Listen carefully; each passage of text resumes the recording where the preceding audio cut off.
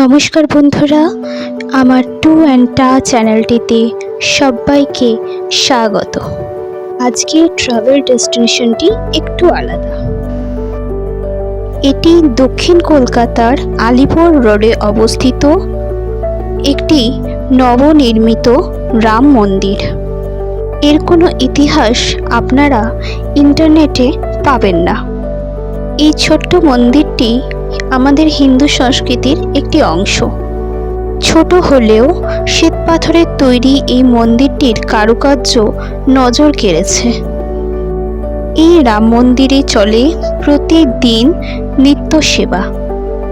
সন্ধ্যায় ভক্তি আরাধনার জন্য আপনারা আসতেই পারেন এই রাম মন্দিরে।